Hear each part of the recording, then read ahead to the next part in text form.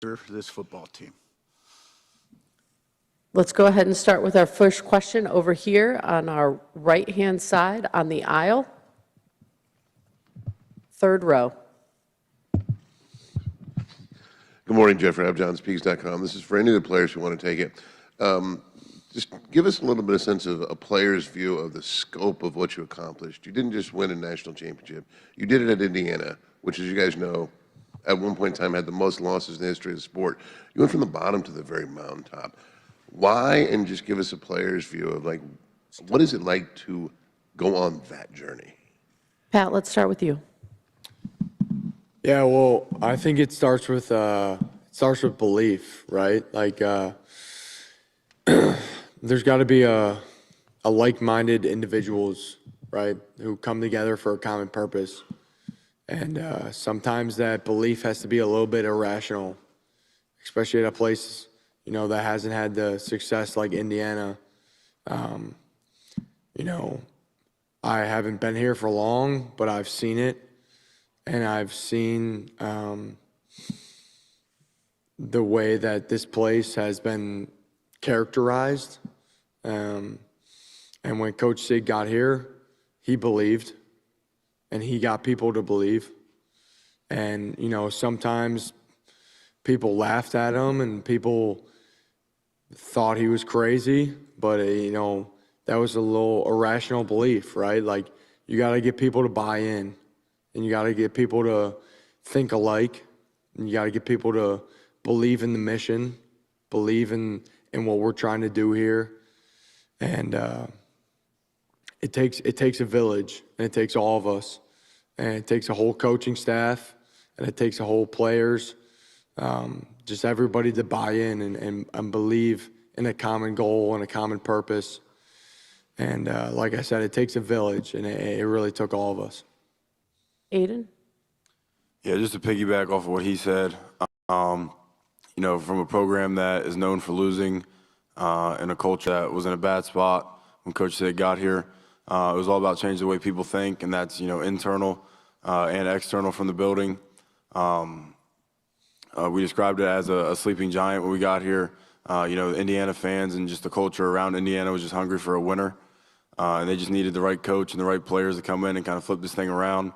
You know, it's been a special ride, and I think we had just the right coaches, the right staff, you know, the right players, and everybody that was, you know, right for the job to make this thing happen. And it's just unbelievable to be a part of, and, you know, doing it in Indiana makes it 10 times more special.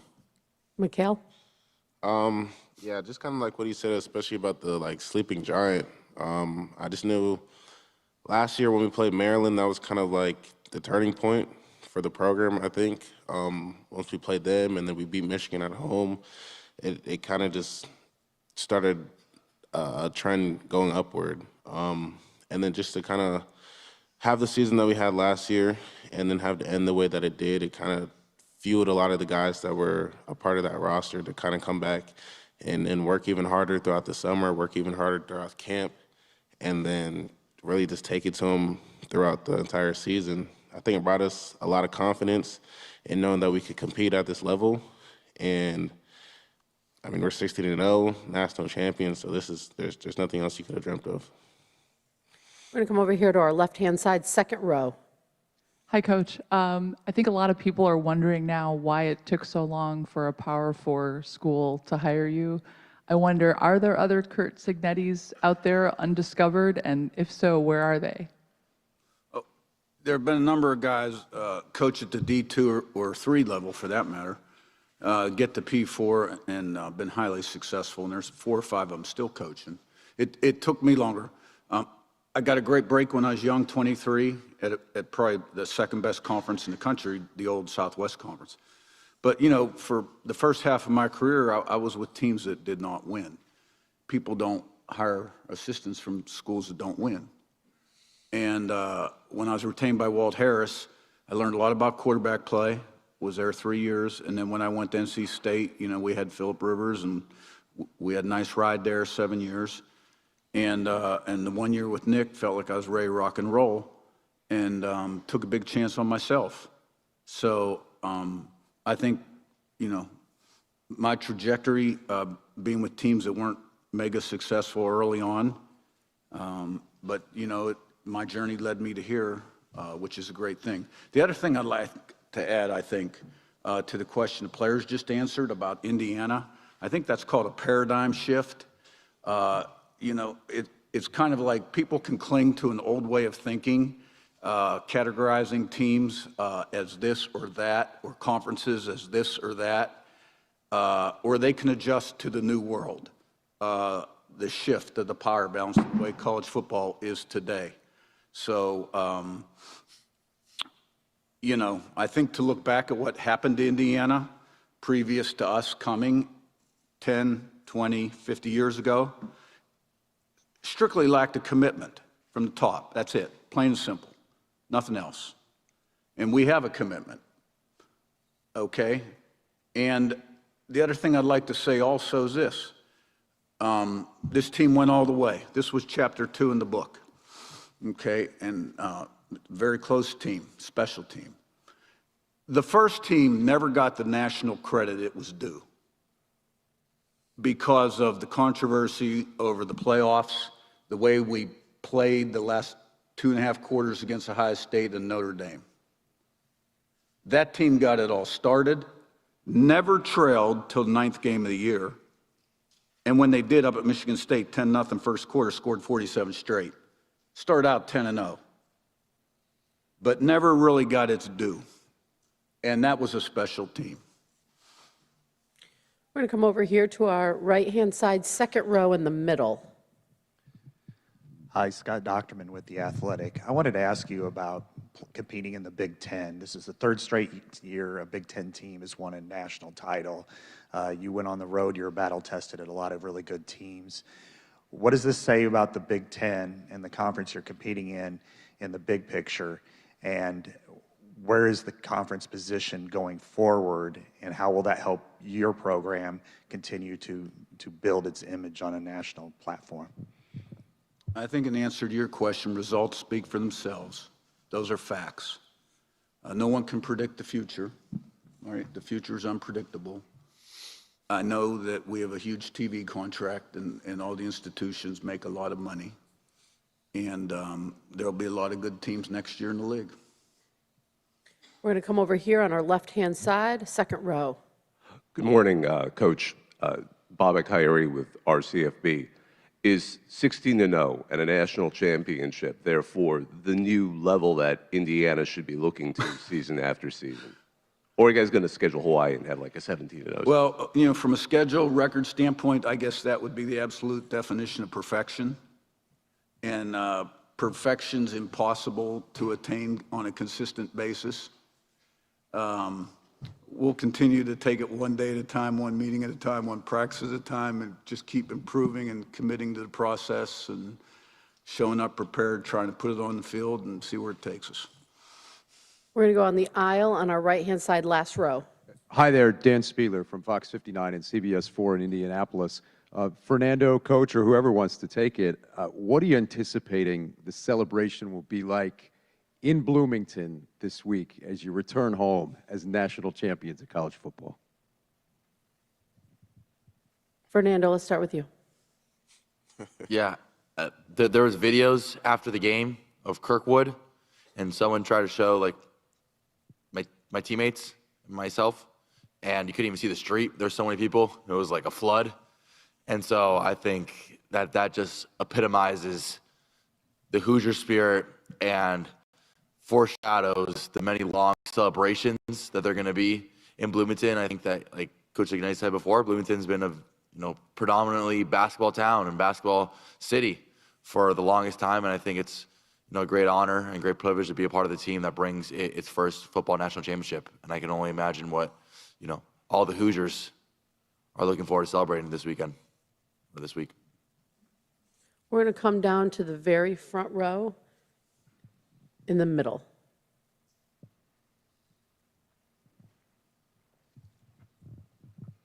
Dan Tortora, wakeupcalldt.com, for you, Pat, and for Coach.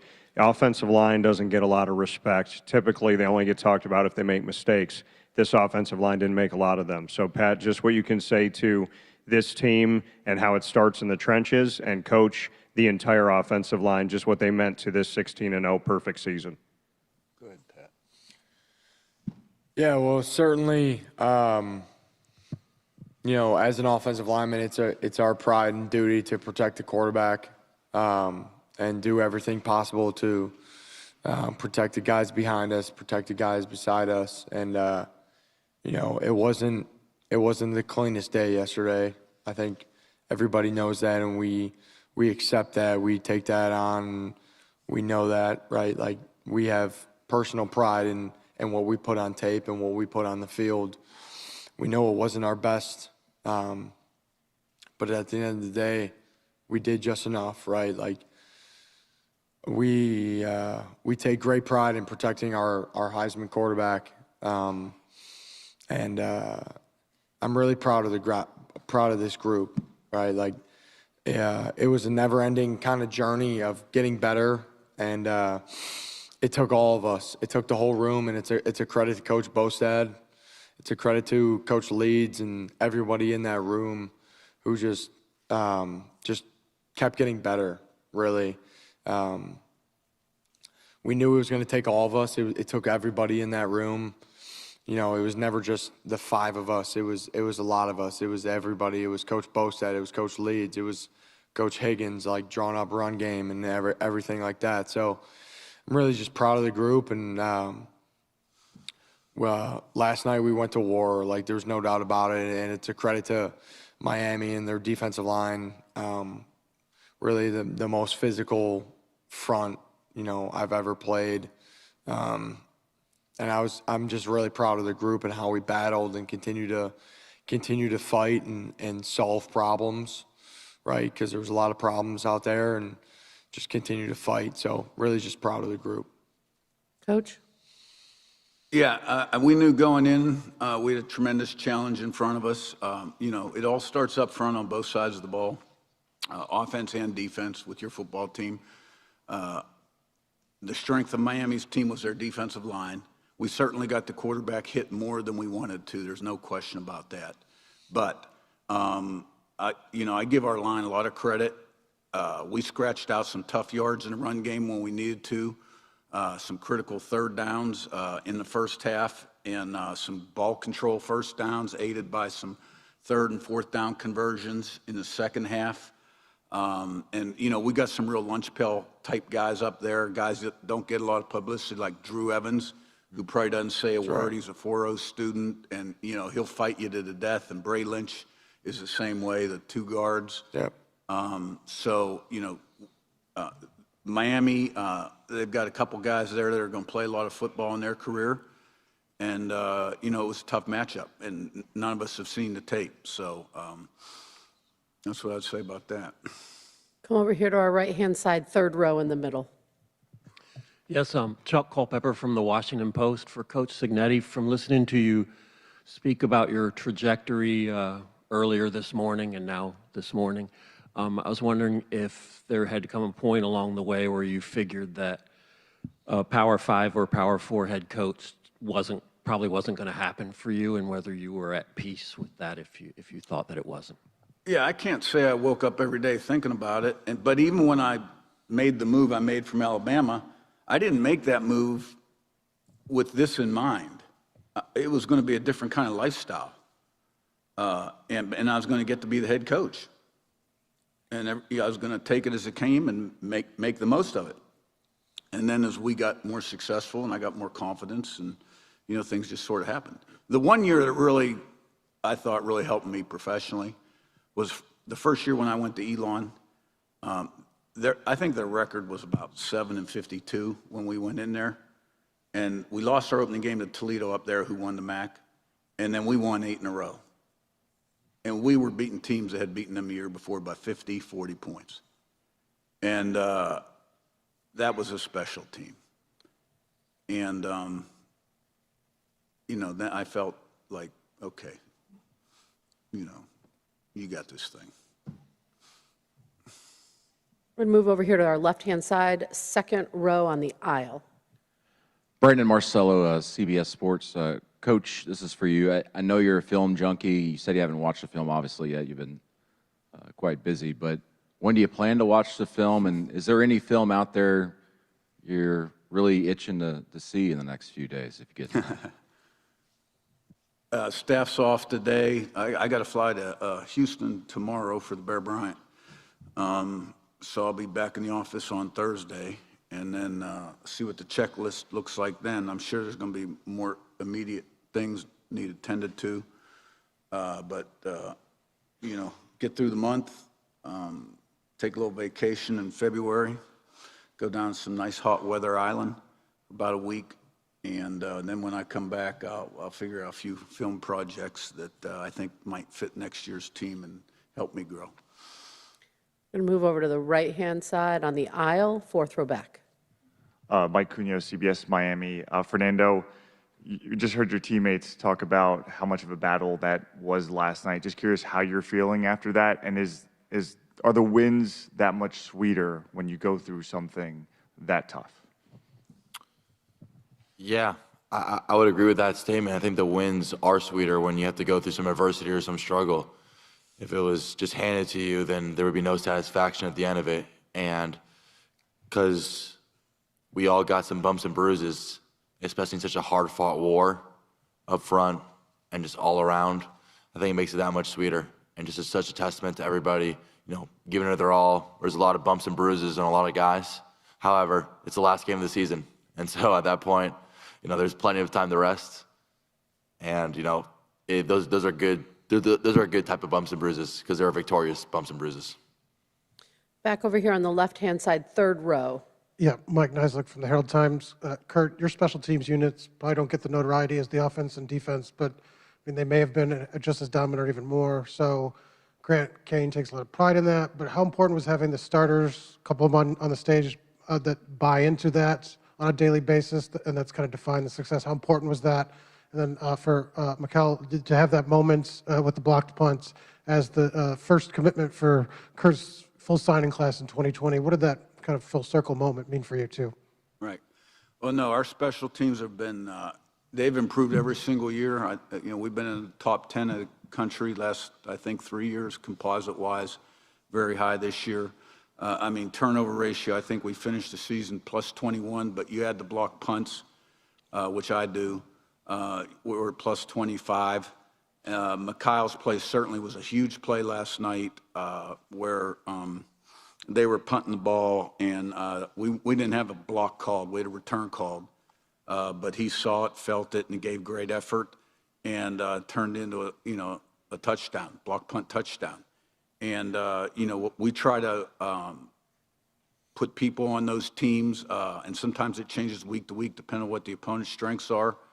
But we've got starters, backups, and, you know, some try-hard, walk-on type guys sometimes on teams. But everybody has to buy in on teams because a special teams play, a big special teams play can change the momentum of a game more so than, you know, offense or defense. And look, if you don't buy in on teams, then you're not going to be on this team because, you know, it's a play for our football team. But you're right, it doesn't quite get the media play that maybe offense or defense does. Yeah, I feel like Coach Kane, and then obviously coming from Coach Sig, but they pretty much made it so you really care about playing special teams, right? So I feel like special teams is all about effort, it's all about grit, and it's just about do you want to get it done or not, right? So I feel like special teams is a huge backbone in winning football games. And I feel like you could have the best offense and the best defense, but if you have a poor special teams, you're not going to win games. So Coach Kane I'm in the special teams meeting room every single day, just watching, you know, Coach Kane's film, watching the Daniel Ndukwe's blocks, and just watching technique. So kind of when I went out there, it wasn't something that I've never practiced before. I kind of just went out there and did stuff that I've been taught day in and day out. So it just all came natural. We're going to stay right over here on our left-hand side, third row.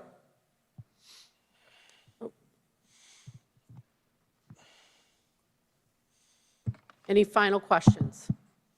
Oh, we've got one right back over here on the right-hand side. Back. Serena Raboyne, WHAS 11 in Louisville. This is for the players. We have heard about buying into Signetti's program over and over and over again, but what is it about that that really got you to believe in it? What was that buy-in like? I think it kind of just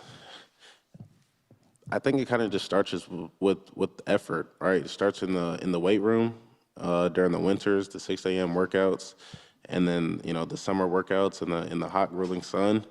I think that's kind of when you start to realize what type of team you have, right? The guys that push each other to get one more extra rep, the guys who get on each other for missing the line. I think that's kind of when the buy-in starts. And then once camp hits, that's just playing football at that point, right? So everyone does camp, but it's not just getting through camp. It's about trying to improve throughout camp so you can hit the season running. And then once you start to win, that momentum just carries and carries and carries, and the result just kind of turns out to what we have now. Yeah, I would say as somebody who will kind of look at it as a choice of, do you want to buy into something like this or not? It helps to look at the development Coach Sig and his staff have had with different players. The track record, the wins, obviously it speaks for itself. So, just knowing that, there is a plan in place that if you do buy in and kind of put your head down and work, you see the results, and that's, results in us, sitting on this stage right now. But, it just it's not for everybody, I will say that. It's a lot of times where you kind of second guess that decision when times get tough, but ultimately it's the best for you. I've said it, Coach Sig just finds a way to get the best out of his players. I think that's not only Coach Sig, but Coach Haynes, Coach Shanahan, strength staff, anybody that has the attention of our players. They're all like-minded on our staff, and they just kind of get the best out of all of us as long as you put your head down and work. Yeah, I think it's a credit to Coach Signetti and recruiting us all here, right? There's been a lot of talk about transfers and all of our different journeys that have all led us here to Indiana. But at the same time, we've all been recruited here, right? Like, we've all been recruited here. We're all like-minded individuals that have been recruited here by Coach Signetti and brought to this place for a common goal and a common purpose. We're all cut from the same cloth, and I think that showed on the field this year. And just being in the spring, the summer, the fall with these guys, I think that showed. And I got to learn that firsthand when I got here in January. And it was a blessing, really. It's a blessing to be here, and it's a blessing to be a part of this group and this journey. And I'm really just grateful to be a part of this brotherhood. I think that belief is crucial, especially when the margins in college football are so small, as we've seen time and time throughout the season. I was blessed enough whenever I stepped in this program, and I think it really a testament, trickle-down effect. And a lot of the senior leaders, when I first got to this program, leaders like Fisher, Kamara, Surratt, Carter Smith, all those guys, when I first stepped in the locker room, you could tell that they believed, and if you didn't believe, you're kind of like outcasted. So it was in a way that, like, hey, either on our way or the highway. And at that point, once you know and see everybody truly believe, not just believe because, they want, more catches or more stats, because they truly believe in the goal, I think it's infectious. And it's infectious throughout the locker room. And just so blessed to be a part of it, like Pat said. We're going to take our last question from the second row on our right-hand side. Yeah, Aiden, this is for you. When you look back, Pete DePremio, IU Athletics. For who? When you look back at this, is there anything in particular that really stands out that you're going to remember in terms of what's the most memorable part of this? I think last night will probably be number one. It's just been such a special journey for me. Starting at James Madison and coming here, really betting on myself to, be able to transform my game from the group of 5 level to here. And I feel like every game has a special little moment for me. But I think last night, just finally doing it, with all the guys that, the 7 JMU guys left, the Indiana guys that we kind of had some hard times last year with the Ohio State Notre Dame game, and finally kind of breaking down the wall in every big game we had, just kind of kicking the door into all of them. Like, it was just a resilient group. It's the closest team I've ever been on in my life. Everybody just cares about each other. Everybody loves each other. And yeah, I think last night, just, when the confetti fell, it's something that I'll carry with me for the rest of my life. Just doing it with, my guys. I'll carry that with me forever.